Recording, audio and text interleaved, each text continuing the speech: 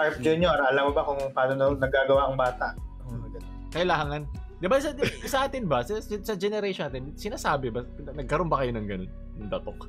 Na, as in yung magulang natin, natin nagsabi? Regarding dun, sa mga ganong usapin. Alam mo nga, nabigyan na ako ng datok nung kailan graduate na eh. Kita mo, ako din eh. Delayed na eh. Wala. Kumbaga alam mo to nung high school pa or college. Di ba? Sa internet pa. Sa friends mo pa nalaman. Nalaman ko nung meron kayo health subject ng mga grade 6, grade 5. Yung tinatawa namin yung mga text. Hindi, yung basic na yun yung sa basic, sa high school, Pero yung datok na from the parents mo maririnig. Yung practical use. Diba?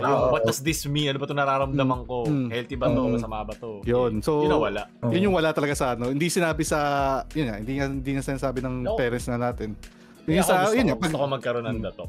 Yeah, siguro. Pag unang bulbulo lumabas sa kanya.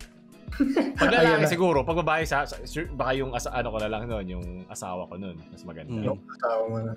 Yung pag lalaki, syempre, unang bulbulo, dyan, tatanggalin ko para alam nyo, ito, yun ang sakit ng buhay, tapos i-explain ko sa kanya bakit.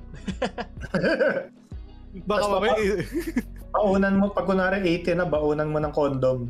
Oo. Or samahan ko siya bumili. Oo, samahan mo yun. Alam ko, hindi mo pigilan yung yung junior mo dyan. Yan yung pinakamalaking fallacy na yung pagpigil. Parang nasa nature mo yan eh. So, kaya mas marami nabubuntis that way eh. Baliktad nga eh. Naging counterintuitive nga eh, na pagiging chastity ng nagiging counterintuitive siya.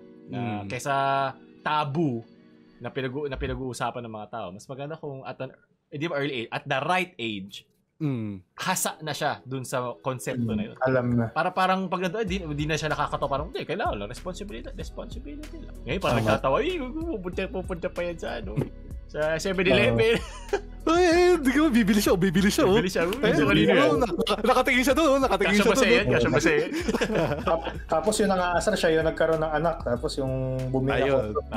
Kaya nga. Ayos pa yung future niya. siya.